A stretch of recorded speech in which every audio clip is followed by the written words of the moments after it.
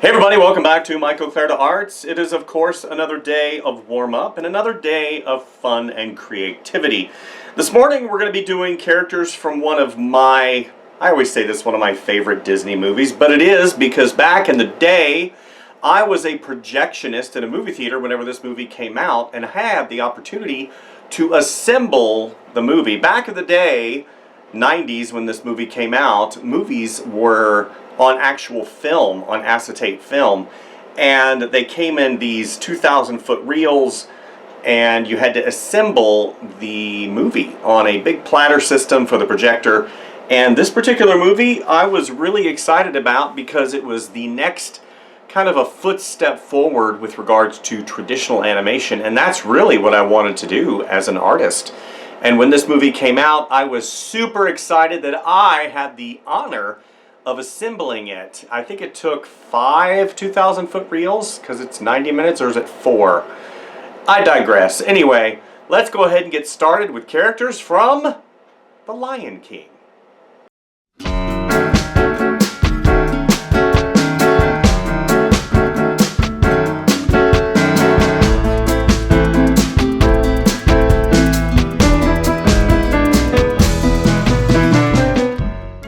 Characters from The Lion King. Of course we're going to do one of the lions, probably Simba, but what I really enjoyed about this movie as it pertains to the story is the relationship between Pumbaa, Timon, and Simba. So we're going to start out with Timon. He is of course a meerkat. Meerkats are very fascinating creatures. Make sure that I get all my ducks in a row here. Go ahead and make sure, yeah, black. There we go. All right. Go ahead and zoom in a little bit. Whoa, a little bit too much. So like I said in the intro, I was a projectionist for quite a long time just because I was maturing in my skin with regards to artistic ability, and at the time I didn't feel like I could really pursue an art career. I didn't have that confidence that later on came with tons and tons of practice. I kind of knew what I wanted to do, but at the end of the day, sometimes you have to mature quite a bit before you can step into those artistic endeavor shoes, and that's kind of what I did. I was a late bloomer, and there's nothing wrong with being a late bloomer, especially as it pertains to career and college and some of those other things. We have such pressure on us these days to perform as youngsters, and sometimes we're just not ready for that, and I completely understand that. It took me a little bit of time. Now, I did work a lot, I did have a job, I did have a car, but I did live with my parents, and they were gracious enough to allow me to explore some of the areas in me that I really wanted to kind of flesh out before I stepped into my artistic endeavor shoes. And they were very, very, very gracious. I mean, a little bit more gracious than probably they should have been. But I was a third child, and my parents were a little bit older whenever they had me. My dad was 39, my mom was 37, I believe, when she had me. So I was kind of the baby. I was the baby of the group. And my siblings, one being 4 years older, the other being 8 years older, my parents had pretty much come to that section in their lives and they're like, yeah, we're done having kids. And of course, I was born to the delight of my mom, and she babied me. I was the baby, which I didn't mind at the time. I'm like, I get all the cool stuff. I don't have a curfew. But, of course, those things have consequences. I talk about those things, unintended consequences.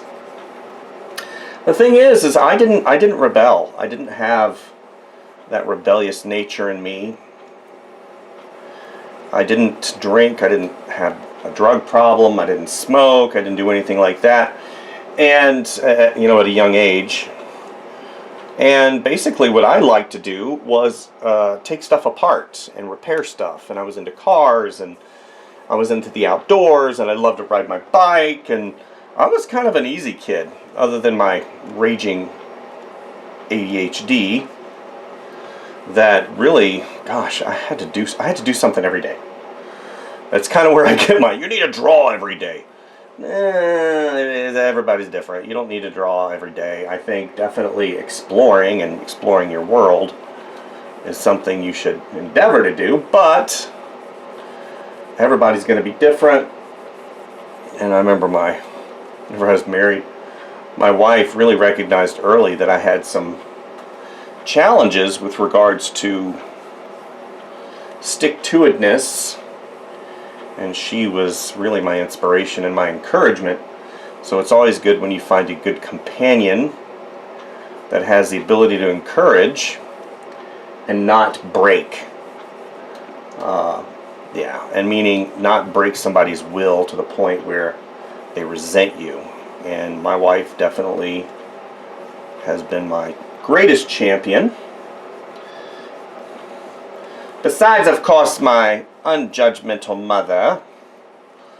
But my wife does it a little bit more tactfully and has more input for positivity than my mom did. My mom was very, do whatever you want, and that is never a good place to be. Alright, so what I'm doing right now is I'm mapping things out, trying to get that anchor point. I talk about anchor points in my art a lot. I talk about rhythm and flow. I talk about volumes. I talk about character, weight. I talk about line. But whenever you're building something like this, there always needs to be some type of anchor. And with this is no different. Being able to get the face done correctly and quasi on model is something that is challenging, for sure. And that's what I'm being challenged with right now. You hear me a lot. I'm like, oh, I'm struggling. And you're like, no, you're not. Yeah. If you knew the fight going on in my brain with regards to the stuff I do sometimes, you'd be like, what's wrong with him? I'm just like, I'm fighting. My brain is fighting. My hand is fighting. I'm like, ugh. And that's why, and I talk about this because I do a lot of tech reviews as well.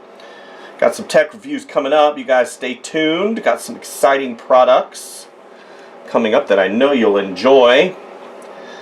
And whenever tech fights me, that's an added layer that I don't like. And sometimes I get a little frustrated, which I'm sure you do too. When a driver doesn't work, when something you've paid a lot of money for suddenly just doesn't want to work. And it's not your fault. That's the thing that I think we as users really fail to understand, is a lot of times what you're running into is technical glitches. And with technology, you have a lot of that stuff. Whether it be from your phone, not charging correctly, that happened the other night, or your watch, your electronic devices not working, or computers in general. They sometimes, they call them ghosts. Was it ghost in the machine or ghost in the shell? And it's basically kind of iterating and saying there can be issues. And whenever you have an issue, as you know, my saying is, grab a tissue. Alright, so I can tell that this particular head is not angled correctly, so I'm going to go ahead and angle it. Again, one of the joys of digital is the fact that I can do this. Yeah. A little bit further.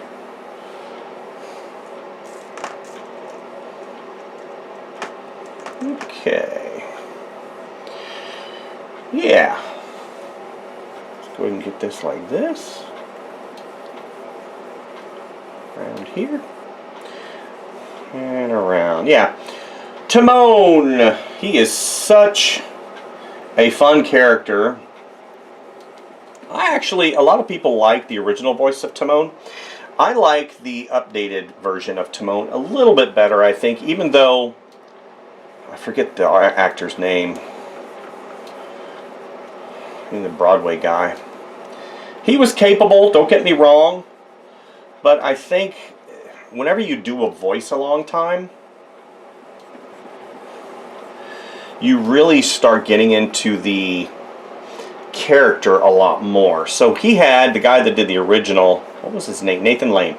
So Nathan Lane had the opportunity to do Timon, and he did a great job. But the actor that portrayed Timon in the animated series really got to go in and just have a lot of fun with that character. And I like his voice a little bit better. You get a little bit more of that minutia, per se.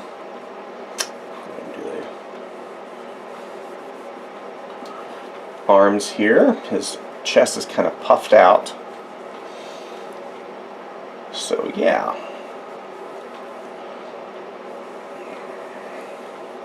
I always like watching videos throughout my workday. I am a consummate fees. I am a consummate watcher, purveyor, supporter of documentaries.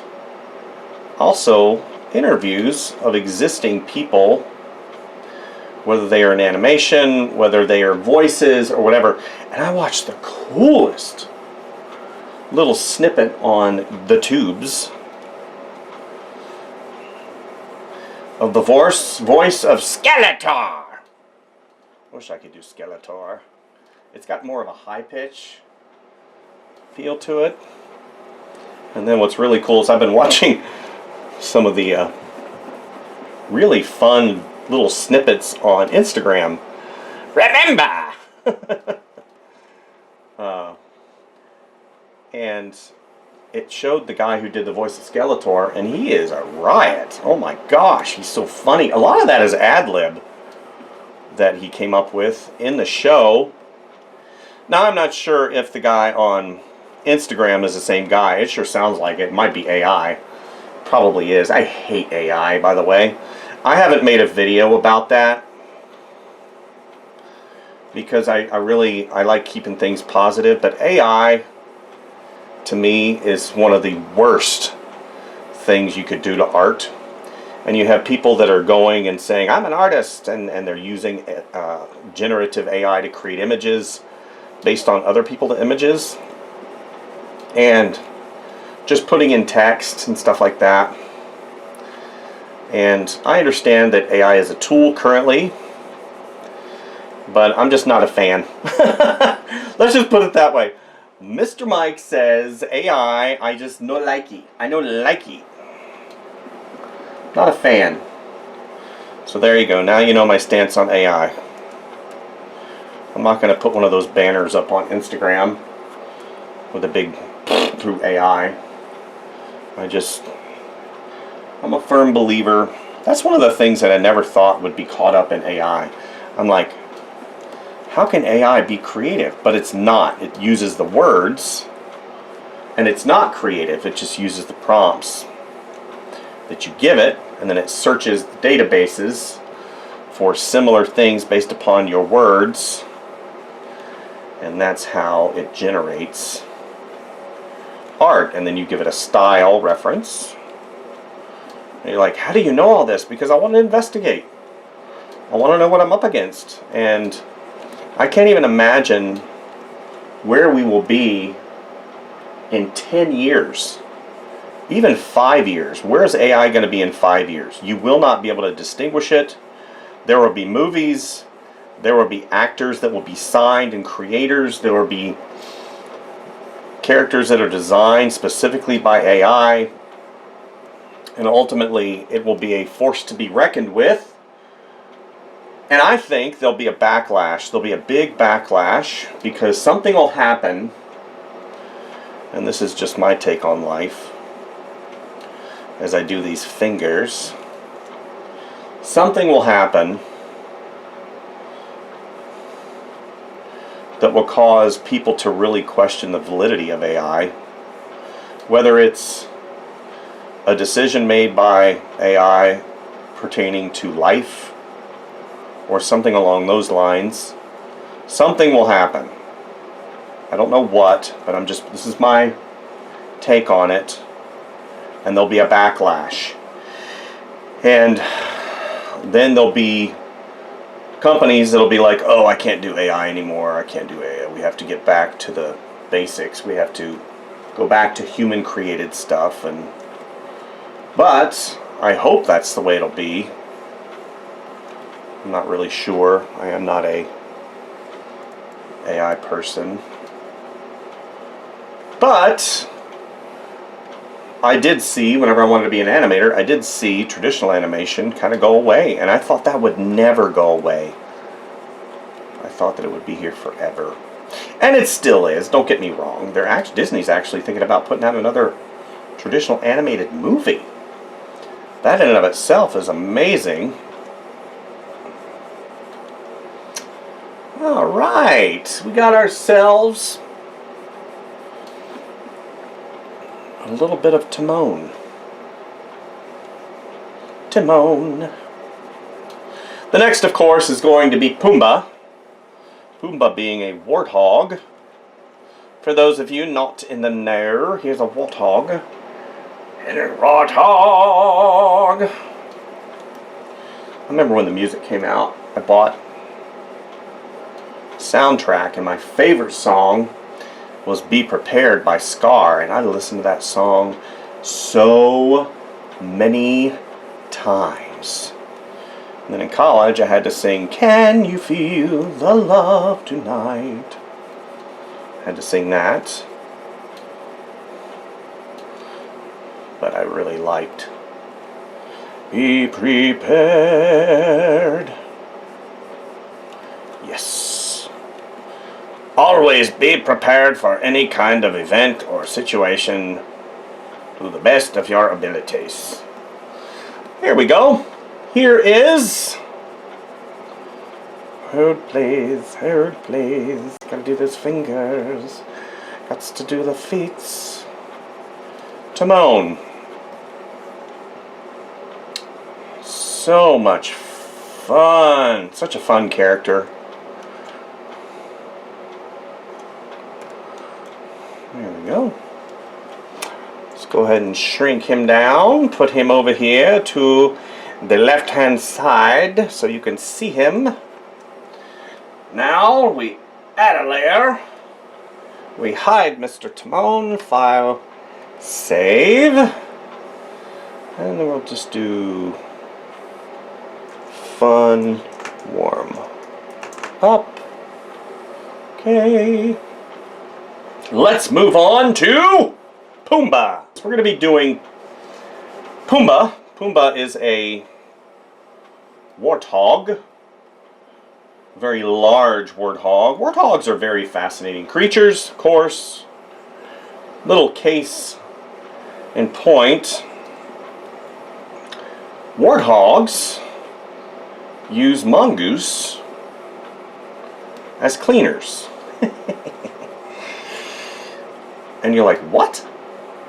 Yes, there are many situations in the animal kingdom with regards to symbiotic relationships, and in the ocean there are cleaning stations for fish and sharks and you name it, and it's very well known that fish need to be cleaned from parasites time to time, and the same applies to warthogs. They are covered in parasites. You gotta think all the ticks and the disgusting things that they incur.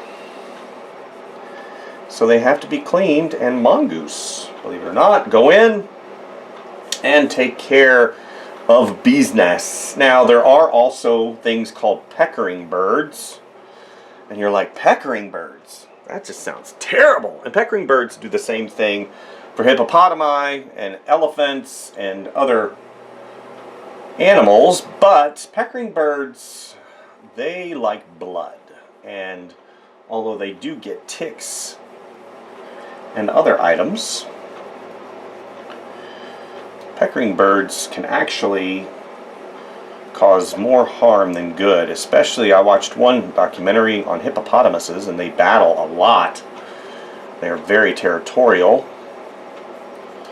And one hippopotamus got injured, and the peckering birds just kept pecking and pecking and pecking at the wounds, and it was horrible. And the hippopotamus didn't die so much of the wounds it received. It died from infection because the peckering birds kept picking. And that in and of itself is just sadness. But I've learned over my years of watching these documentaries that nature doesn't take things personal. So what we're doing now is, again, putting that road map in, trying to determine where his eye lies. We're going to go here, and then we're going to come down. His eyes are a little bit further apart.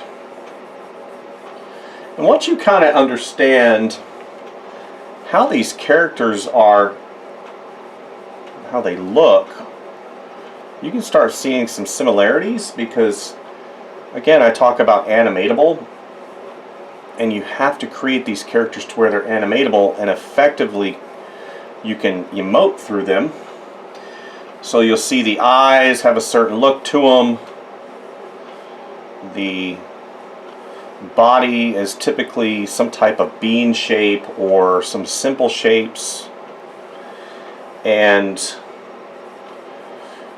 yeah, once you start getting the feel of these creatures, then you'll understand, yeah, you can do these. It's not, there isn't some secret formula to any of this stuff. You can do this. I'm not a shining example. I would never call myself shiny. Shiny. I love that movie. Sorry, every time I hear that, I'm like, shiny. Of course, Moana. But I'm a really good example of somebody who really has very little in the way of talent. Because to me, talent it's a mystery.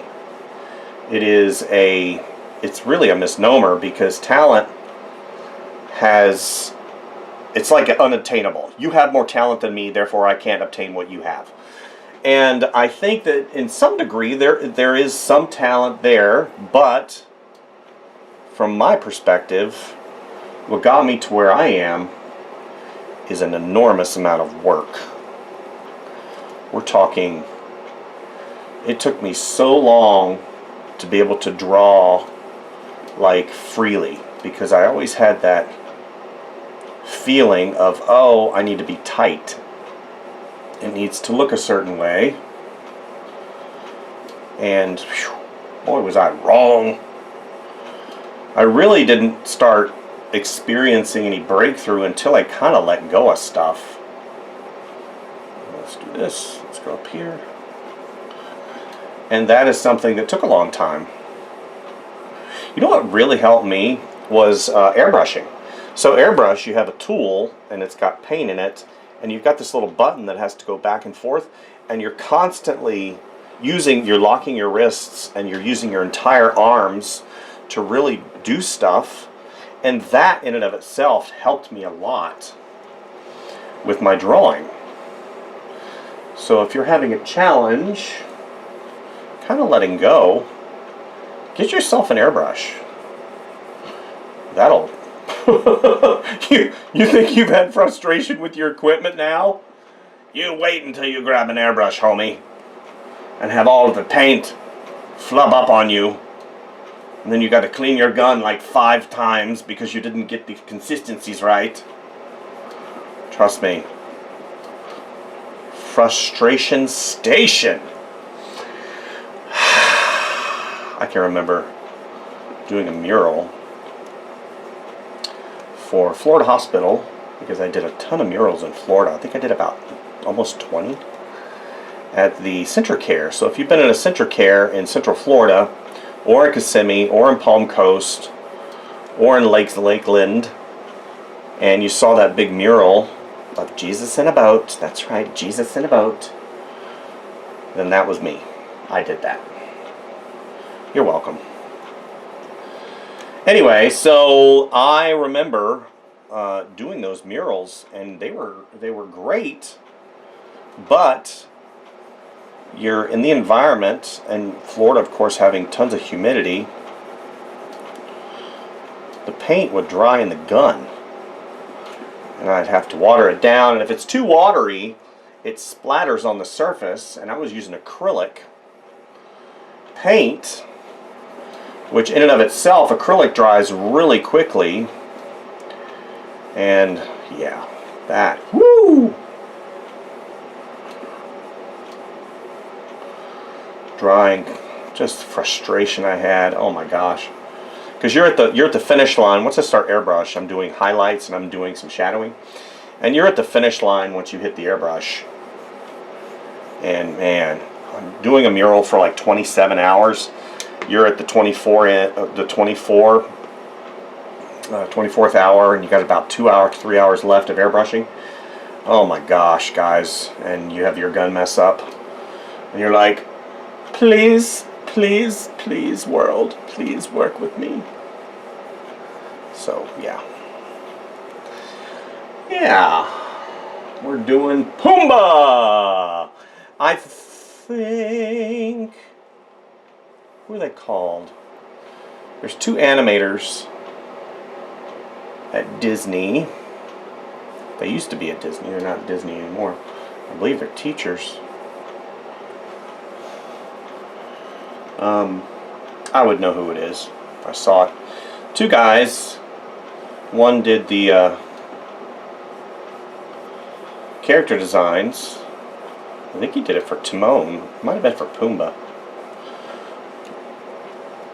Oh, I can see it. They even have a podcast.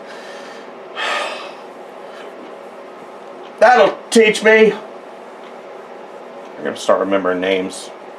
It's embarrassing. It'll come to me here in a minute. Anyway, very fascinating, guys. During the heyday of animation, and how incredible it was to be at the studio. Of course, you watch documentaries like I have, and people talking about how terrible Katzenberg was, and some of the managers there, because they're under an enormous amount of pressure. They want to put their mark on things, and basically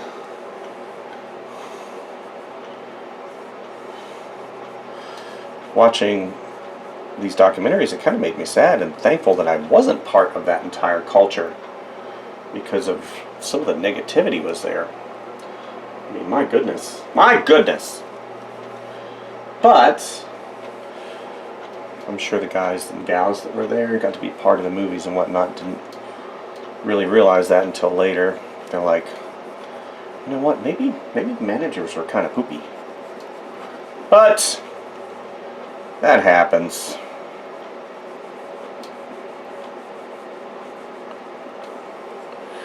I have had the opportunity to be around great managers, and I've had the opportunity to be around challenging managers.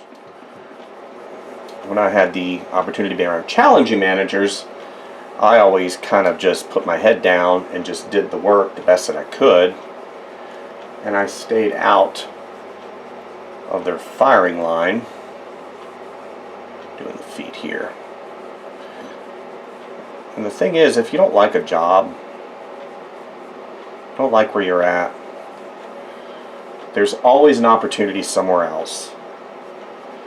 It may not pay what you're currently making, but when you weigh some of the negative things that you have to go through to stay at the job, I say your health and your mental health is very important, and just take that into account.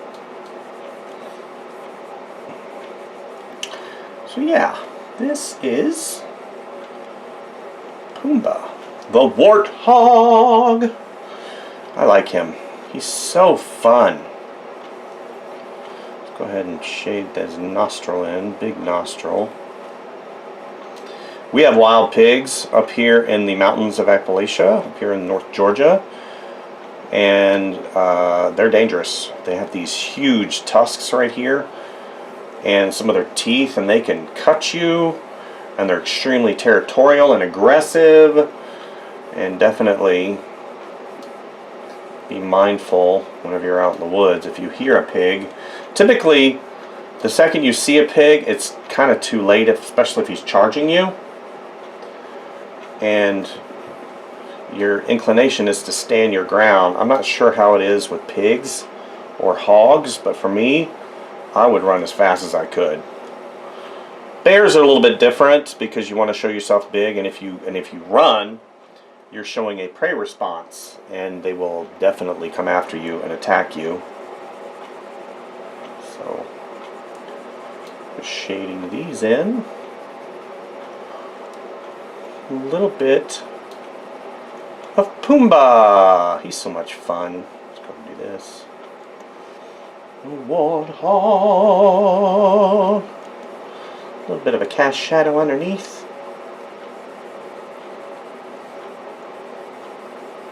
Yeah. Get his hooves. Hooves. Yeah, so much fun. These are so much fun. Okay, let's go ahead, shrink him down, make sure we're in the same universe. He's a little, he might be, actually probably bigger. And now finally, Simba. Let's get started on Simba. And now we're on our final drawing of the morning. Simba. So, I do know, actually, referencing Timon and Pumbaa, I believe that was the Bancroft brothers. Tom Bancroft? Tony? I know Tony's one of them. Anyway, wonderful. If you look and you go to probably Apple in their podcasts, they have a podcast, and I believe it's called the Bancroft Brothers. So what I'm doing now is putting in the roadmap. Okay. It's going to be a 3/4 view. I had the opportunity to sculpt some wonderful lion characters as well as cheetahs for a client back when I was doing freelance a couple years ago, because I was a freelancer for close to 10 years. 2, 3, 4, 5. Actually, over 10 years. It was 11 years. And I have an intimate knowledge of cat anatomy, big cat anatomy, and it is a challenge. Cat anatomy is a challenge to begin with for me, but I have done I've done quite a few cats, and hopefully I don't embarrass myself, because cats are, especially big cats, there are nuances, right?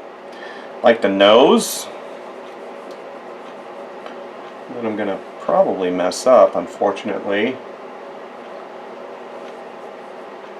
Hope not. I don't want to embarrass myself. Yeah. Actually, that looks terrible. Comes down and then goes around. Anyway, so I had a very unique opportunity. I didn't get to sculpt Simba, but a character that was probably inspired by Simba. And man, it was hard. Woo! My brush is a little bit too big. Let's go ahead and move these up a little bit. And his nose comes up and down, up and down. And then it goes with this big swoop there. Comes here. Comes down a little bit. And comes around. And then we've got this. So typically I'll just draw over, and then that's the beginning of the other eye.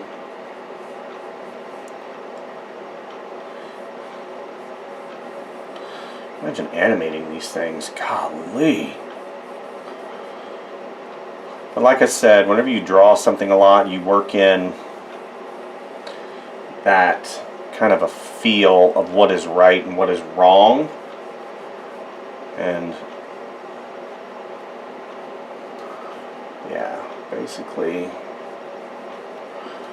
once you do it, the muscle memory comes in and kind of takes over. One of the animators, Aaron Blaze, kind of the cat master. He's, oh gosh, I believe he started on a short on Roger Rabbit. He started on a short. That was his first foray into actual production animation. And then he segued from there, starting doing in the golden age. They call it some of the golden age of rebirth of animation. That was 90s, starting with Little Mermaid. And I don't think he worked on Mermaid. I know he worked on Beauty and the Beast, and he worked on Lion King, and he definitely worked on Aladdin. He was supervising animator, I believe, of Raja. And his artwork, oh my gosh, he is so good with regards to animals. He was really my inspiration in wanting to go and be an animator, because he started out with very little. He was in the Everglades in Florida, and he originally, I believe, wanted to be an artist a wildlife artist for National Geographic, and he was kind of bummed when they told him that they didn't do that. And from there, he went to the same school that I did. He went to Ringling College of Art and Design in Florida, and from there he got an internship with Disney at the time. They were doing this new program, going to school as a recruiting, other than CalArts, because they did a lot of recruiting from CalArts. CalArts, of course, being the animation school out in California that was founded by the Disney Corporation, but they started kind of branching out, and they created this program for budding animators, because at the time they could see that they needed people, and Aaron had the goods. And I remember seeing his picture in my, because I'm a prolific reader, and I remember seeing his picture and showing his, I think he was holding Raja, a maquette of Raja, and I found out he went to Ringling, so that's the school that I wanted to go to, and blah, blah, blah. So I did end up going to Ringling and met some of the teachers that taught him. Especially the painting teacher. She was a piece of work for sure.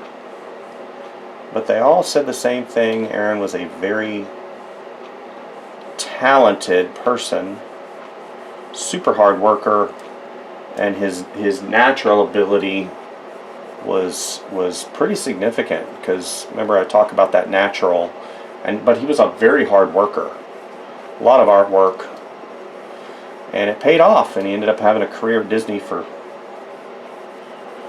26 years, 27 years, and who knows, and he did end up co-directing Brother Bear,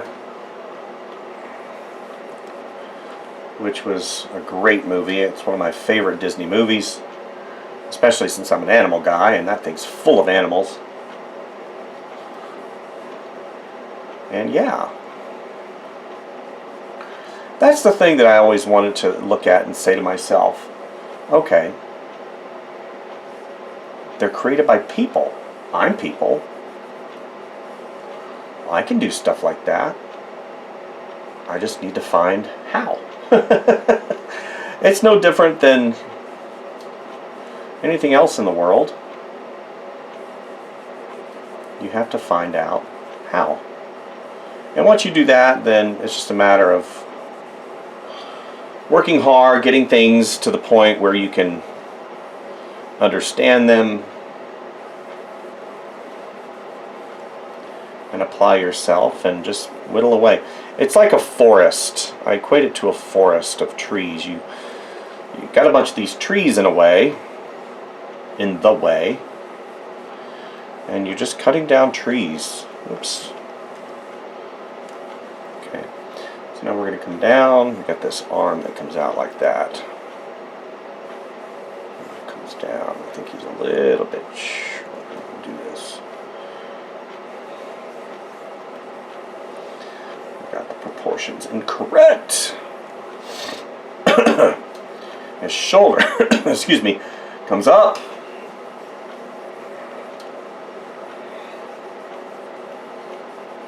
Comes around. This big muscle right here. Whoo! And you've got this tuft, center line. Comes here. Comes up.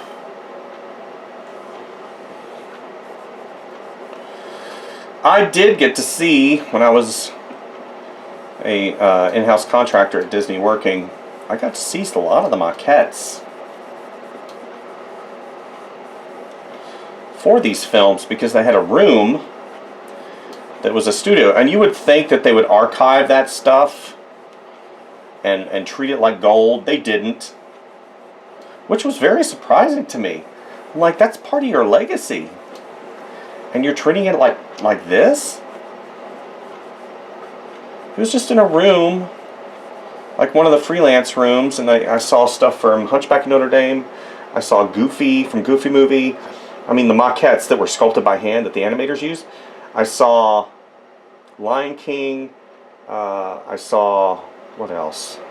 I'm trying to think. I saw the Muses from Hunchback. A lot of Hunchback stuff. And that was just surprising. Yeah. And I remember, because you look at it and go, I want those.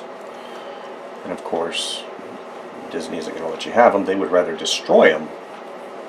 Now I know that the directors got some of that stuff because I watched, whenever Aaron Blaise moved into his new house, he had, setting up his new studio, he had stuff from Brother Bear. He had stuff from, gosh, as director you get the maquettes, so that was pretty cool. Let's go ahead and have this other paw come down. I just need to get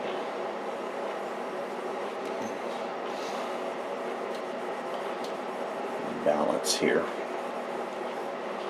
even if it is a little wonky, which it is. Got his dew claw right there, and then you got that other leg that comes around. And you got the leg into these big paw. If you've never been to the zoo to see a lion up close, or a tiger, tigers in particular for me are literally some of the most frightening creatures. They're beautiful, but they're so big, and to me they're frightening. Because if they want to eat you, they'll eat you. Okay, got that big muscle that comes around. And it comes here, and then it goes down like this. And then his elbow comes out. And then it goes back in. And this comes down like that. Right there.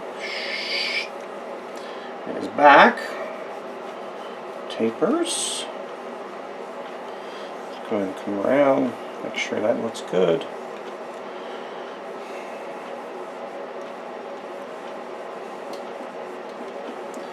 One, two, three, four. Okay.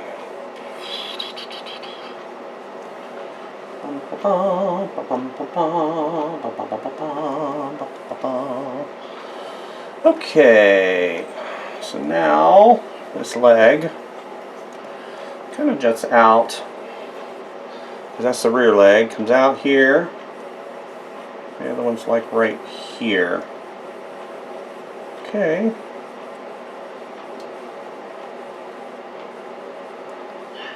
Three, four. Okay. Comes around. Yeah, again, basic shapes.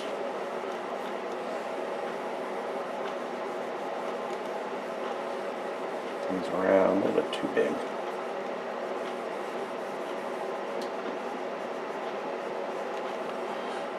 Yeah, this whole area right here is messed up. Let's go ahead and see if we can't fixalize that. I think it's down too far. Let's go ahead and cut. Cut. Paste. Inverse. This is where Photoshop really shines. I think it's probably right there. Okay. Go ahead and erase.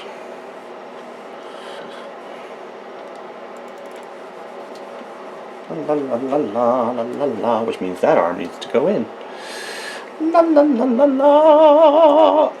Okay, and then that arm is out too far. Go ahead and put that down. E. We're going to go ahead and move this arm a little bit in, because I think it's out too far. Okay, copy and paste.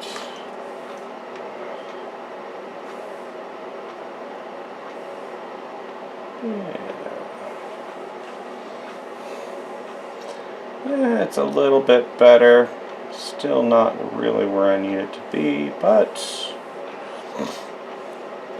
not horrible. Probably go back. Whoops. And adjust things a wee bit. Whoops. There we go. That's better. Go back and continue on with the sketch. Redefine that a little bit better. See, now his anatomy is a little bit better and less wonkified. Yep. I bet you were looking at it going, Mike, that doesn't look right. That doesn't look right. It doesn't look right. In fact,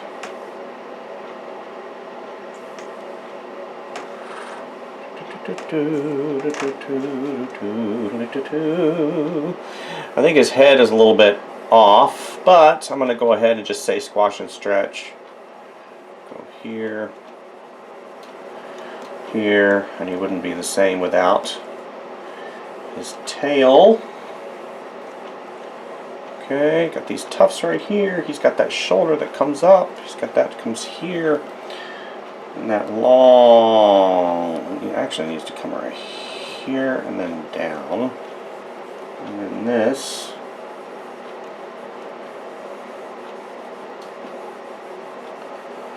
Like that.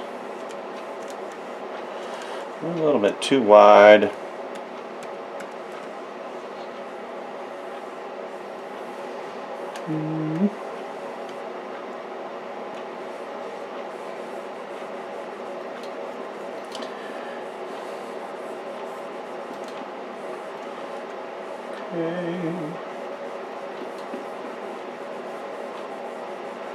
Comes out. Good.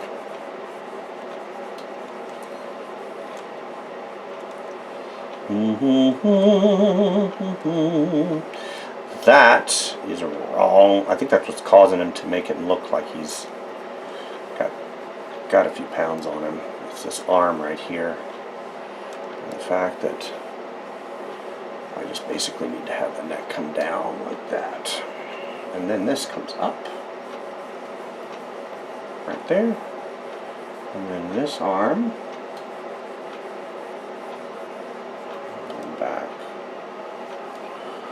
Yeah, there we go. That's a little bit better.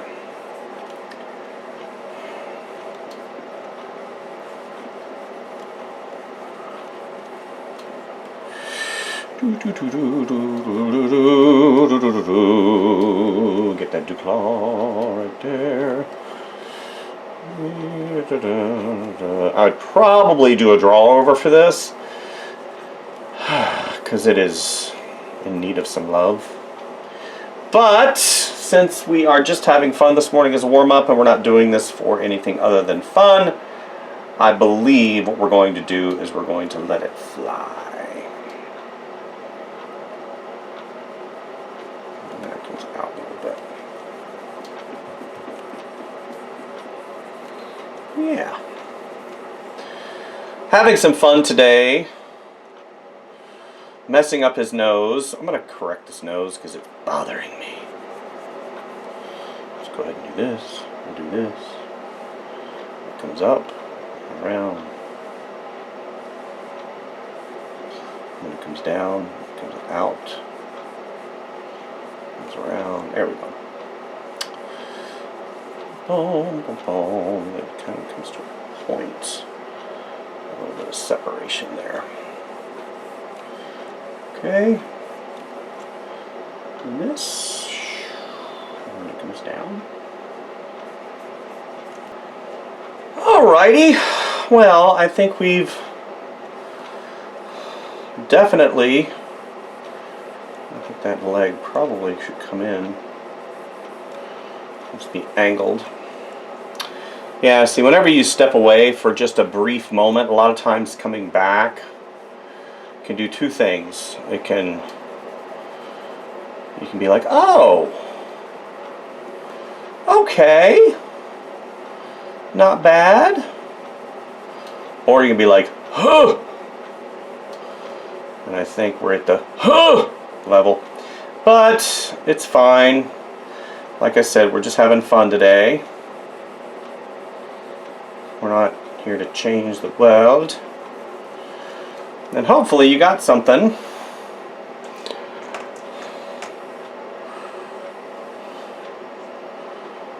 Yeah, shrink it up a little. There we go. Hopefully you got something today. As I do critters from Uns das Lion Kings. Yeah, let's go ahead and stretch that out just a skosh more. I think I had him bound a little bit. Yeah, so hopefully you guys enjoyed today's session. I know I did. I really like these characters. I have a definite personal connection, as noted, because I did put together the movie back in the period whenever it was released. And I definitely had some fun doing it. So hopefully you guys enjoyed today's session. Please like and subscribe if you like what you see. And share. Hit that notification bell. We have videos coming out pretty much regularly now. I've allotted a specific time in the morning when I'm doing videos. So definitely stick around. We got some reviews happening soon. As soon as I can get some stuff sorted out. And we're going to be drawing all the time. So, thank you guys, and we'll see you next time, alright? Have a good one. Bye.